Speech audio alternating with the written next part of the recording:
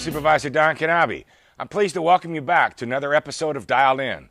Every 2 years, the world's most gifted and inspiring athletes come together for an experience that transcends sports, and that is the Special Olympics World Games. Over the course of 9 days this summer, thousands of athletes from around the globe will compete in events like golf, basketball, judo, swimming. After last being held in South Korea in 2013, the World Games are officially coming to Los Angeles County this summer. Over 10,000 athletes and coaches from 177 different countries will compete in 25 events throughout Los Angeles and Long Beach. The Special Olympics World Games will be truly an emotionally uplifting event for everyone participating, attending, and volunteering. This month, I'm pleased to welcome the President and CEO of the Special Olympic World Games and Los Angeles Organizing Committee, as well as an athlete. I hope you will enjoy the show. The annual camping trip. Just you, your buddies, and a horde of hungry mosquitoes. Because your brilliant friend Kyle picked a place called Mosquito Bay at the peak of mosquito season. But you downloaded movies with the Spectrum TV app, so you can watch in the only place that isn't ruled by mosquitoes. Download your favorite movies and shows with the weekend-saving Spectrum app. Where will it take you? Your time is valuable. Charter gets that. That's why we now offer same-day, 2-hour appointment windows for Charter Spectrum installation and service. That means you can wake up one morning, give Charter a call, and we'll be there that very same day, guaranteed to arrive in a 2-hour window. Whoa, that was fast. Same-day, 2-hour appointment windows. Part of Charter's on-time guarantee.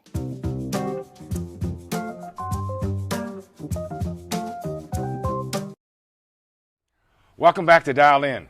My first guest today is a former Fox Sports and KCAL CBS executive, Patrick McClanahan, a good friend.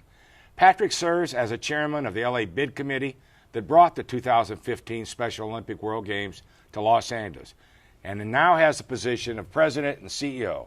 So thanks for joining me today, Patrick. Hi, Don. Good to be here. here. Those are long titles. But I think the most important thing is success that you were able to do through the bid committee and engaging a whole lot of folks and bringing them together. So not all of our audience is familiar with the Special Olympics. Maybe you can give us sort of a quick story. What is the Special Olympics?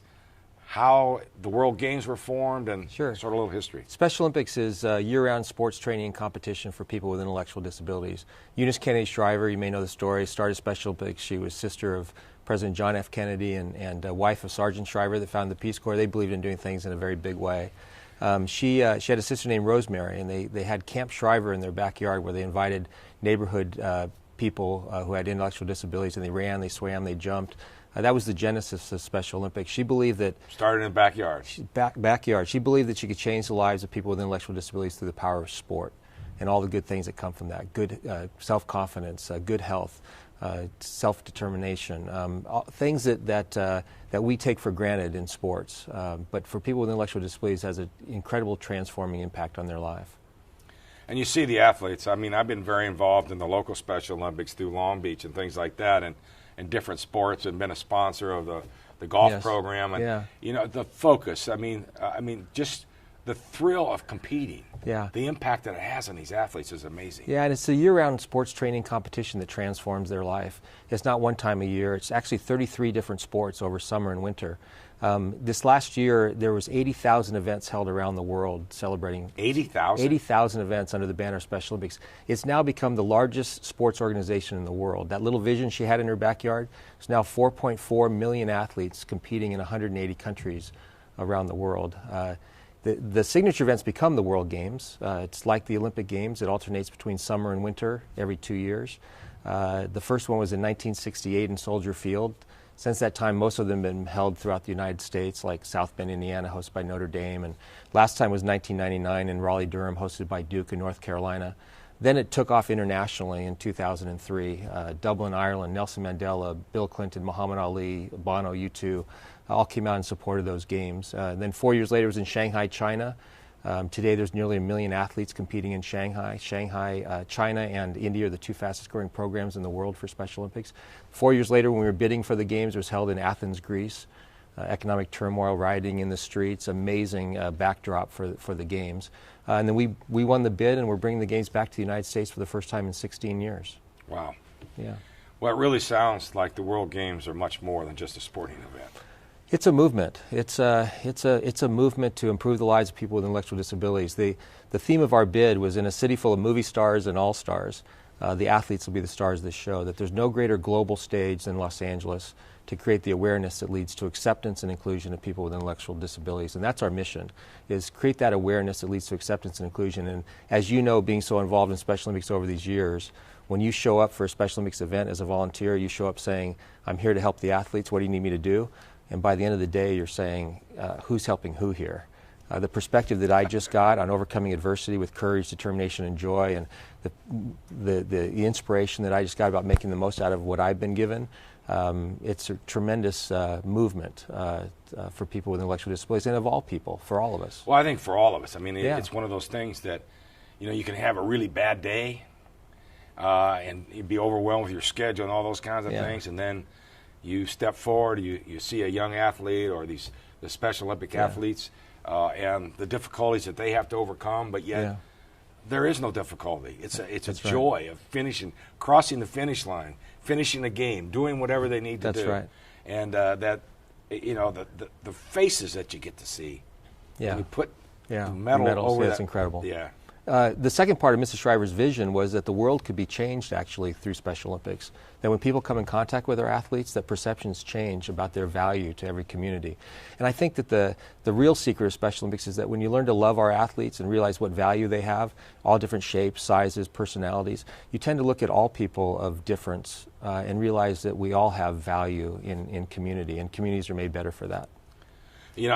I would think that Special Olympics would have an incredible impact on the whole bullying issue that's out there. I mean, these young athletes probably from a very early age in some way or shape or form have been bullied, and all of a sudden, this creates value in their lives. So what do you think the impact's going to be here on the Southland?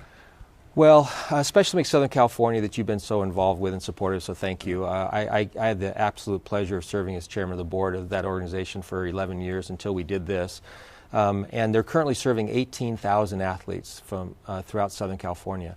These games, the impact they'll have will mostly be on Southern California, across the country and around the world as well. But in Southern California, they estimate that their number of athletes that they serve will double and maybe triple because of the exposure and the information.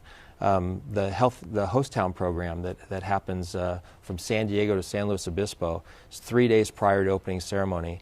We have 85 cities and communities that are hosting athletes for 3 days to get acclimated to the time period. They've traveled long ways to participate in cultural events. What an incredible grassroots opportunity for the Southland to have awareness about acceptance and inclusion and opportunities for people with intellectual disabilities. I was going to ask you about the Host Town. You Yeah. already went into it. I know my wife is very involved in the Long Beach piece of that, but I know it's really amazing how people will ask, how do I get involved? And we'll deal with the how to get people involved as a volunteer. But volunteers are still really important, and host towns are still important, correct? Yes, everybody could serve in their local host town. They can get involved. It would be fantastic to spread the word about people with intellectual disabilities and the opportunity that Special Olympics provides through sports.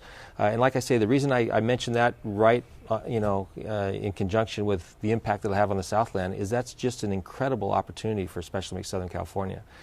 To have that many athletes, 7,000 athletes, 3,000 coaches spread throughout their region.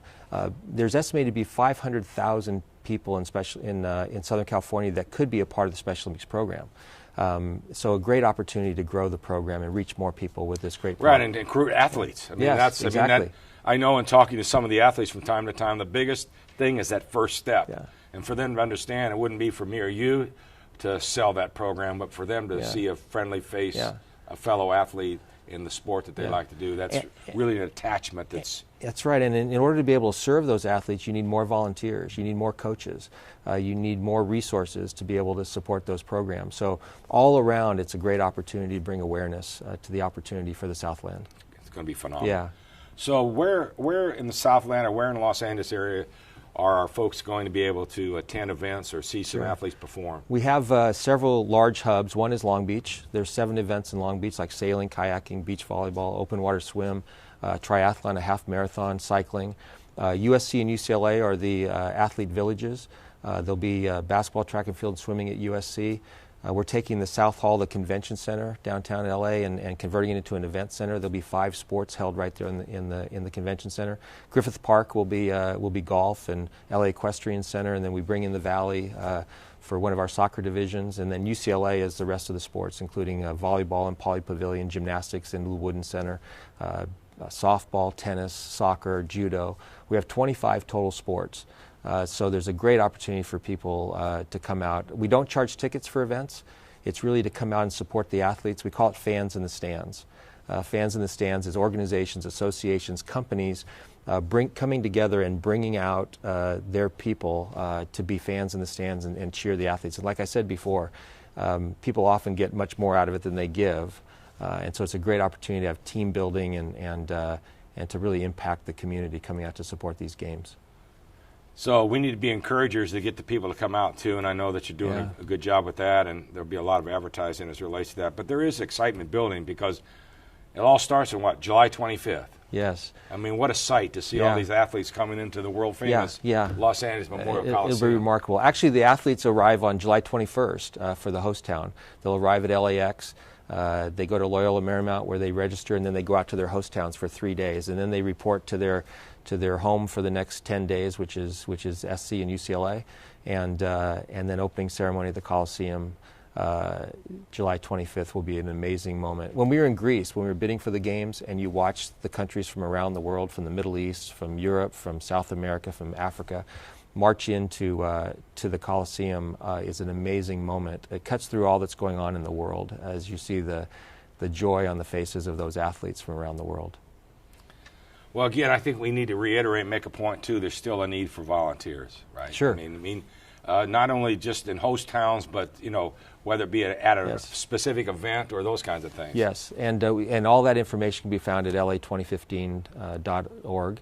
Opportunities to participate and support, to be volunteers, both for specific jobs where you're trained and you have specific jobs, but also to be fans in the stands, to just come out. And people of all ages can come out, families, neighborhoods, like I said, organizations can come out and support the games by signing up to be fans in the stands. How many total athletes are we going to have here? Well, it'll be 7,000 athletes from 177 countries. 177 countries. That's Yeah, Don, this is the largest sporting event LA has hosted since the '84 Olympics. It's remarkable. It'll be the largest sports humanitarian event in the world in 2015. We're confident it'll be the most inspirational event of all time, but it'll be a remarkable opportunity. Well, I'll just tell anyone out there, I mean, all they have to do is attend one event or hug one athlete, and you're inspired for a long time. So. Yeah. I just want to commend you. I mean, what an incredible effort. I mean, you got me involved early on the host committee and trying to the bid packet to bring the teams there, and we worked very, very hard. But you know what was really exciting about that whole process was it didn't take much selling.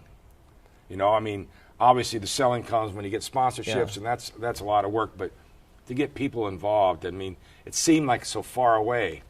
Now the time is here. And you can see the excitement building, but your work has been incredible. I have to say it's a real community effort. Previous World Games like Shanghai, 85% of those games were paid for by the government. The games were actually put on by the government.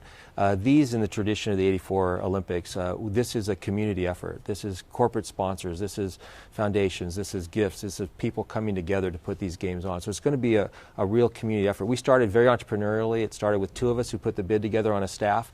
We now have 210 employees, and they don't know what they're going to be doing come August when these games are over. This is a real mission-driven team, and really inspiring to look at all the people that have come together to make these games a success.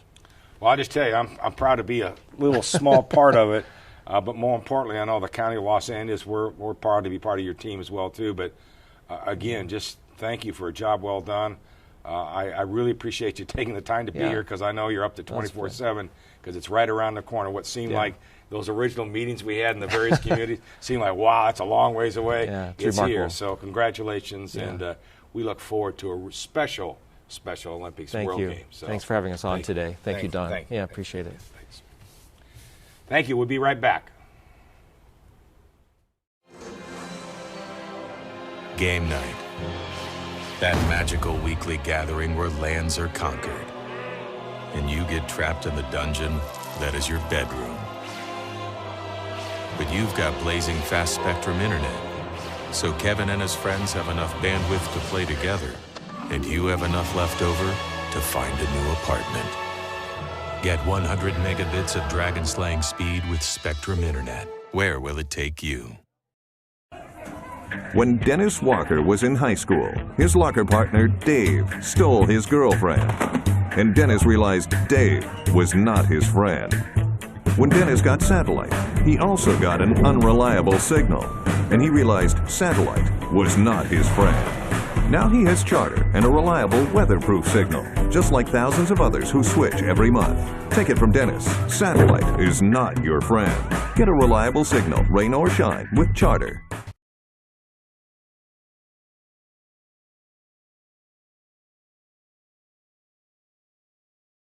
Welcome back to Dial In.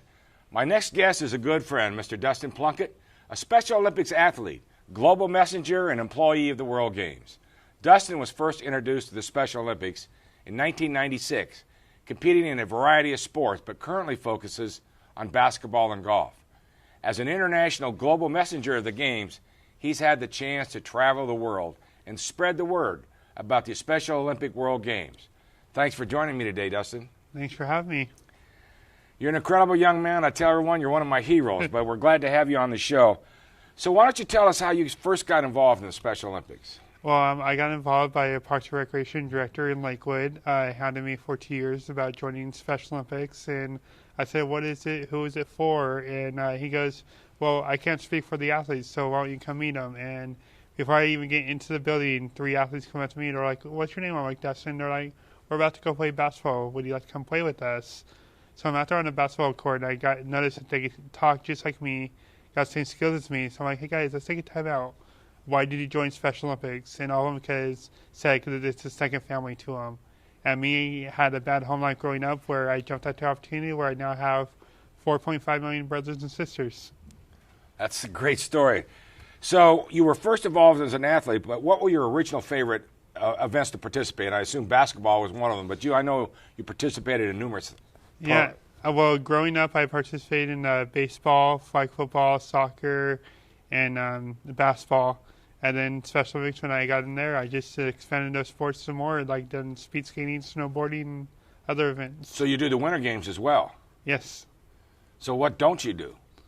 Is there Pretty fall much games or something? I mean, you do everything, right? Pretty much. Well, that's great. So how did competing in the Special Olympics impact your life? I know there was an incident and things like that, that's sort of a life-changing experience for you. What was that all about? Yeah, well, Special Olympics has really been a life-changing thing because it really taught me to stand up against the bullies that I had in my life. I kept getting bullied every day of my life and be the voice of people who don't have a voice for themselves. But I was really blessed and fortunate to join Special Olympics when I did because it wound up saving my life through our Healthy Athletes program. And what is the Healthy Athletes program? Well, our Healthy Athletes program is for our athletes. They get free screenings for their eyes, their teeth, their feet, their dietary guidance, fitness tests to make sure we're the best that we can be out there. And I went and got my teeth screened 10 years ago by a volunteer dentist. And he said, Dustin, your teeth are in really bad shape, and you need to go get follow-up care right away. And Parks and Recreation director, who's been having me for 2 years prior to this, took me to his dentist, and I was diagnosed with gum cancer in the upper left side of my mouth. And if it would have waited 1 more month longer, I wouldn't be alive today, sharing my $1 million smile with the world. That's right. You got $1 million smiles, right? That dentist did a good job, huh? Yes, he did. So that truly was a life-saving, not only life-changing, Yeah. but a life-saving event in your life. Yeah. Now you serve this incredible job as the International Global Messengers. Tell us a little bit about that. I mean, let's talk about what you've been doing, where you've been traveling, how you're spreading the word about the games coming up. Yeah, well, in 2007, I was lucky enough to be one of 12 athletes in the whole world to be selected as an international gold messenger. Part of that was your golden smile, right? Part of that was my golden smile. But just getting that opportunity to go to places like Boise, Idaho, Washington, D.C., to Shanghai, China, sharing the stage with the Yao Ming, to Miami, Florida, to San Francisco, up to Alaska, And then last July, going to the White House, meeting President Obama and having dinner there. It's just amazing opportunities that have come through the International Gold Messenger Program, Gold Messenger Program. We have 12 fantastic new Gold Messengers that will be coming in town for the games this summer. So your colleagues. Now, do you travel together, or are you individually, or does the 12 athletes travel together, or is it 5 at one time, or how do you do that? They all travel with their speech coach from their country, and because they're all spread out through the world. I'm not sure exactly who's in this class that's coming up, but I'll get more information on that, and I can get it over to you. Okay, so I mean, you're going to be help training them as well then, yes. too, right? Yeah, I'll be going back to D.C. next month to train them. So when you go to, say, Boise, or you go to D.C., or you go to Shanghai, what do you talk about? I just share my story on how Special Olympics saved my life, and really why people should get involved in a movement like Special Olympics, because this is a movement. It's not a one event a year type thing. It's like we need to get more people involved. We need more volunteers. We need more money to put on these sports competitions for our athletes and change their lives. Now, I've been very involved over the years, obviously, in the local Special Olympics and the state piece here. Do most states have the same kind of programs we have here in California? All states have pretty much the same programming. It's just adapted more toward their state program and their athletes in their program. So, one of the programs that I've been sponsoring over the years here locally is the Special Olympics golf. Now, I see, my little bio thing. I didn't know. So you're into golf now? Yes, I am. I've been golfing now since '99, so 16 years of golf. Wow. So what's your handicap? I'm not really sure. Never got tested for that, but I just go out there and have a good time. That's great. Fun time, isn't it? Oh, great time out there. So I know you're very busy. You're traveling. You're getting ready. We were talking off the camera about the preparation. It's basically 24/7 now for you. But somehow you still find time to work and mentor these athletes. So tell us a little bit about, you shared with us the impact on you, but how you're able to share your story and sort of encourage athletes to participate. I mean, that's probably a big first step for our Special Olympian. Is that correct? Is that first major step saying, don't be afraid, don't be ashamed, compete. Right, exactly. Everybody's a winner. Yes, they are. It's just me. I was so lucky to get a chance by the same one who was telling me to join Special Olympics. He goes, well, I'm going to let you coach the team and all this, where I've been coaching the team now for about 2 years and just really see them grow and put all the stuff that I've learned as an athlete into them and teach them all the stuff and just see them grow each competition and doing things that I never thought I would see them do before in their lives. It's just really rewarding for me to give back to them, especially to an organization that has given me so much in my life and changed me. So how do you recruit these athletes? I mean, do they come to you? I mean, of course, you're famous, so they may come to you, but I mean, do you actually go out and recruit athletes then too? The Parks and Recreation that runs our program, we go out into the schools and recruit that way, and we go out to group homes with flyers and everything.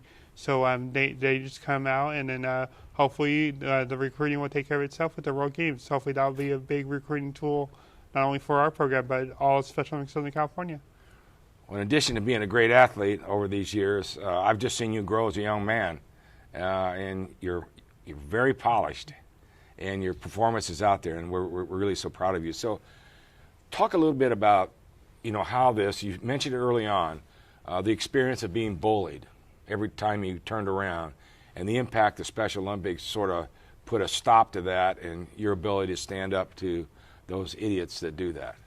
Well, basically, it all started when I was in elementary school. I was hearing the word retard, slow, stupid, dumb. It got so bad that I cried myself to sleep at night because I just could not stand it. I couldn't take it anymore. But when I found Special Olympics, it showed me that I have a voice, and my voice is powerful, and it can change the world. Where not only am I standing up against the bullies and telling them that it's not the right thing to do, but I'm also teaching people that bullying is the wrong thing to do, and you should be standing up against the bully instead of bullying somebody, whether you got bullied as a kid or just change the world for somebody else. And that's such an important message because, there's just no room or rhyme or reason for bullying. Definitely. So we got opening ceremonies coming up July 25th, 24/7 you're working.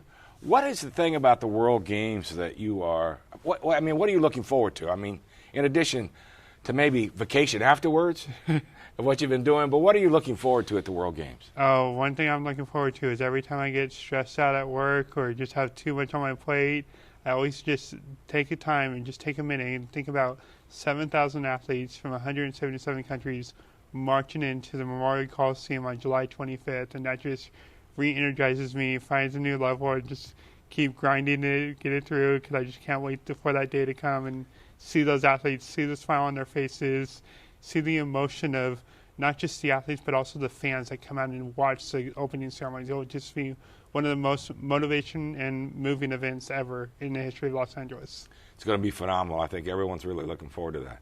So as we gather and we get ready to have that opening ceremonies, it has to be very nice for you as well, the fact that you've been competing for a long time. You're a global messenger and all these. So you probably have a lot of friends coming into town for these World Games. Oh, yeah. Well, like I said before, they're not my friends. They're my brothers and sisters that are coming in from all over the world to compete during these World Games. So it's my chance to see my family give it their best and try their all to go for that gold. It's just going to be an amazing time to see that. I'll tell you what, that's an amazing ceremony, putting the medals over the athletes. Everybody's a winner. They do an incredible job. And Dustin, I just want to thank you for where I saw you come from to where you are today, not only as an athlete, but as a human being, an individual, what you do for these athletes, what you do for the issue of bullying. We're really proud of you, and just want to thank you for taking the time to join us today. Oh, no, thank you, and thank you for everything that you do for Special Olympics. Thank you. All right, my friend. Take care. All right. Is this the place? Looks like it. With Charter Spectrum, you get the best TV. And with TV everywhere, you can take your shows out on the road. So no matter where you go, you'll always have a world of new things to explore. It's a big sausage. Get the most crystal clear HD channels and TV you can take everywhere. I got the keys. Charter Spectrum. Where will it take you? One of the most fearsome predators, T-Rex fossils have been discovered across North America.